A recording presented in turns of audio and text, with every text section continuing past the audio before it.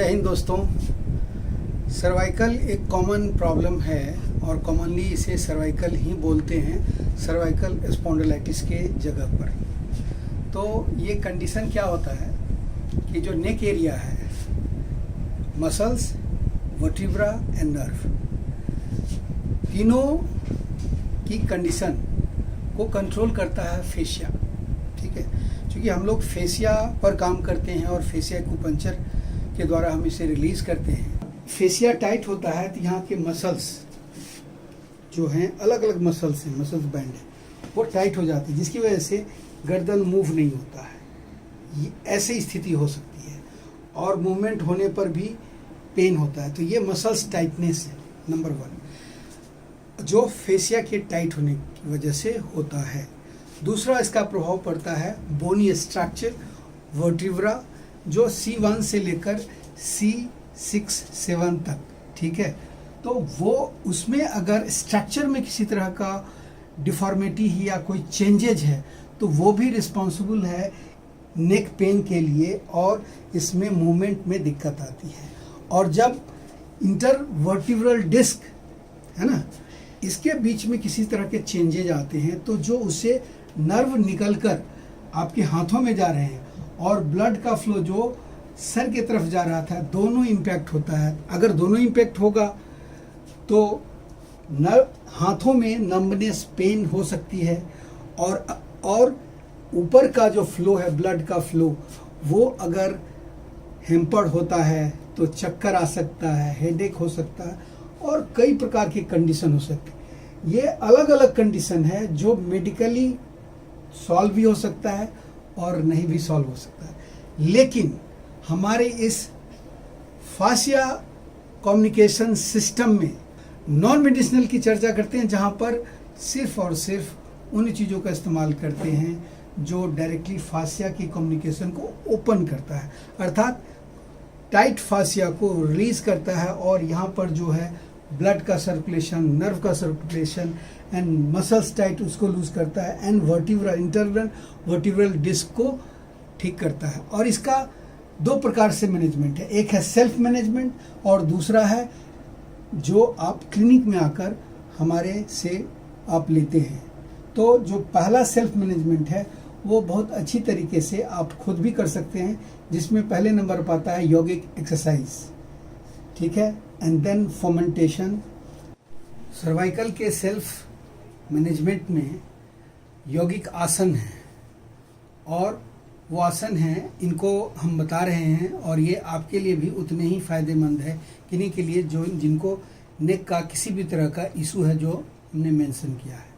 तो पहला आसन है, आप अपनी उंगली को इंटरलॉक कीजिए और सर के पीछे ले जाइए। यह आइसोमेट्रिक आसन है, इसमें मूवमेंट नहीं होगा। श्वास लेते हुए अपने एल्बो को पीछे की तरफ खींचिए और सर से दबाव बनाइए हथेली पर और पूरा स्ट्रेच कीजिए। श्वास को रोककर रोकिए और फिर श्वास छोड़ते हुए रिलीज कीजिए, अपने एल्बो को ढीला कीजिए। ठीक, बंद नहीं करना। फिर श्वास लेते हुए स्ट्रेच कीजिए, पूरा स्ट्रेच कीजिए, रोकिए श्वास को, श्वास छोड़ते हुए रिलीज कीजिए, श्वास लेते हुए स्ट्रेच कीजिए। 3 बार करेंगे। अगर आप जब करेंगे तो इसे 8 टाइम्स करना। हाथ को आप यहाँ ले आइए, इस तरह से उंगलियों को इंटरलॉक करके, और अब हाथ को ऊपर उठाएंगे इस प्रकार से कि बाँह आपका कंधे में, बाँह आपका कान में लग जाए। अब गर्दन को पीछे की तरफ ले जाएंगे, आपकी नज़र उंगलियों पर चली जाएगी और अब श्वास को रोकिए लेने के बाद और होल्ड कीजिए, स्ट्रेच कीजिए। अब श्वास छोड़ते हुए हाथ को पहले नीचे लाइए छाती के पास, फिर गर्दन को नीचे लाकर सीधा कीजिए, गर्दन को पूरा नीचे ले आइए। अब श्वास लेते हुए हाथ को ऊपर उठाइए, गर्दन को भी पीछे ले जाइए, साथ ही साथ हाथ को पूरा पीछे की तरफ स्ट्रेच कीजिए और श्वास को रोककर गर्दन जितना हो सकता पीछे लीजिए, बाँह को सीधा रखिए, पूरा स्ट्रेच और श्वास छोड़ते हुए हाथ को पहले नीचे फिर गर्दन नीचे। So third round, inhale, arm को पहले कान से सटा लीजिए, बांह को, और फिर गर्दन को पीछे कीजिए, पूरा स्ट्रेच कीजिए, श्वास रोकिए, अपने अवेयरनेस को नेक पर ले जाइए, महसूस कीजिए क्या हो रहा है, प्राण के प्रवाह को। ये यौगिक सिस्टम है, ये एक्सरसाइज नहीं है, आसन है। श्वास के साथ में अपने अवेयरनेस को, मन को वहाँ लाकर महसूस करना। फिर श्वास छोड़ते हुए अपने हाथ को नीचे कीजिए, गर्दन नीचे कीजिए और हाथ को अब छोड़ दीजिए 3 टाइम्स। अब थर्ड जो आसन है वो है साइड वाइज नेक बेंडिंग। अब अपने कान को कंधे पे लगाइए, कान को, और यहाँ पर आप बिल्कुल ढीला छोड़िए, स्ट्रेच कीजिए, कंधे को मत उठाइए, हाथ बगल में रखिए। फिर श्वास लेते हुए बीच में लाइए, श्वास छोड़ते हुए साइड में ले जाइए, छोड़ते हुए पूरा स्ट्रेच कीजिए, श्वास लेते हुए बीच में लाइए। जिनको गर्दन में कंस्ट्रिक्शन होगा, ये आसन करने में दिक्कत होगा, तो आप वहीं तक ले जाइए जहाँ पर आराम से ले जाते हैं। श्वास लेते हुए बीच में, श्वास छोड़ते हुए दूसरी तरफ। इस प्रकार से आप 3 टाइम्स इसको कीजिए।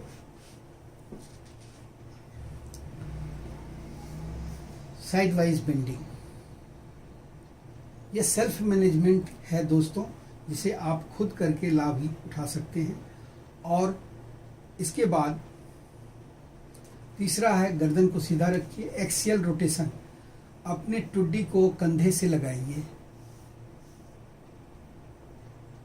पीछे की तरफ आप देख सकें इतना आप स्ट्रेच कीजिए, फिर धीरे से बीच में लाइए टुड्डी को। यहाँ से श्वास लेते हुए टुड्डी को कंधे में लगाइए, पूरा स्ट्रेच कीजिए, श्वास को लेकर पूरा।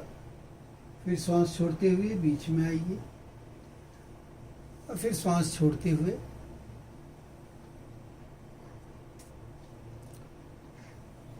श्वास छोड़ते हुए बीच में आइए।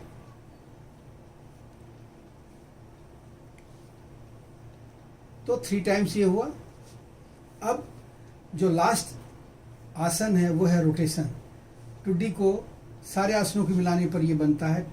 अपने चिन को छाती में लगाइए, यहाँ से इनहेल करते हुए अपने कान को कंधे में लगाते हुए राइट साइड पीछे जाइए और पीछे से एक्सेल करते हुए श्वास छोड़ते हुए दूसरे कान को कंधे में लगाते हुए सामने आइए। क्लॉक, यहाँ से वापस जाइए, एंटी क्लॉक। दोस्तों, अगर आपको गर्दन में किसी तरह का समस्या है 3 टाइम्स कीजिए। तो इन सारे आसनों को 5 to 8 टाइम्स आप मॉर्निंग और इवनिंग में करते हैं। और इसके बाद सेल्फ मैनेजमेंट में नेक्स्ट जो है वो है फर्मेंटेशन।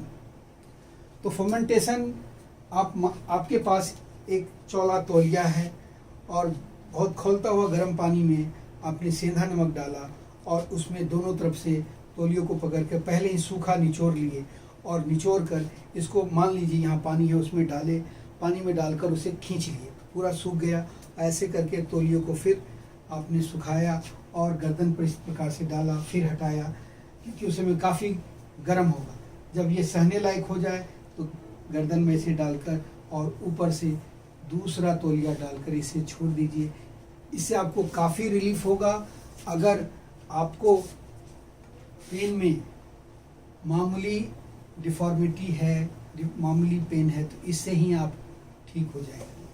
तो ये सेल्फ मैनेजमेंट है। इसके बाद आप हमारा जो नेक के ट्रीटमेंट का जो सिस्टम है वो होता है, शुरुआत non acupuncture way and then acupuncture way. Non acupuncture way में हम लोग PNST का इस्तेमाल करते हैं। ये डॉक्टर नकाटा पेन है और इसके इस्तेमाल से लोकल जो स्टिफनेस है वो दूर होता है। और फिर फायर कपिंग का इस्तेमाल करते हैं, जिसमें स्पेशल बम्बू फायर कपिंग है, इसका इस्तेमाल करते हैं। आप बाइक में देखेंगे, इसका इस्तेमाल करते हैं। ये है नॉन एक्यूपंक्चर वे। इसके बाद हम लोग फासिया एक्यूपंक्चर करते हैं, जो नेक पर इस तरह से यहाँ पर नीडल लगती है।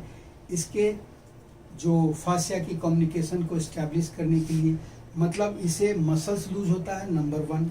नंबर 2, यहाँ का जो इंटरनल वर्टिब्रल जो बोन स्ट्रक्चर है वो बैलेंस होता है, मतलब अपनी जगह ठीक होता है। इंटरनल वर्टिब्रल स्पेस है वो अपनी जगह शेप लेता है, और जो फ्लो है, अपर फ्लो ब्लड का और नीचे की तरफ जो नर्व का जो नेटवर्क है, उसमें जो इम्पिंजमेंट है या किसी तरह का कंप्रेशन है या किसी तरह का रुकावट है, तो उससे जो है वो रिलीज होता है, और हाथों में झंझनाहट, हाथों में दर्द, यहाँ तक कि कार्पन टनल का भी अगर प्रॉब्लम है तो वो भी इस एक्यूपंक्चर के माध्यम से, फासे एक्यूपंक्चर के माध्यम से ठीक होता है। दोस्तों, आगे हमारा ट्रीटमेंट मेथड भी बहुत सारे वीडियो उसमें देखेंगे। इसको आप अपनाइए और आप दूसरों को भी बताइए, बहुत ही ज़्यादा फायदेमंद है। और फिर हमें भी बताइए, आप हमसे संपर्क कर सकते हैं किस प्रकार से आपको इसका लाभ मिला और नहीं मिला। तो सारे कुछ हमारा नंबर उपलब्ध है, आप कभी भी आप हमसे व्हाट्सएप पर बात कर सकते हैं, मैसेज भेज सकते हैं। नमस्कार, धन्यवाद।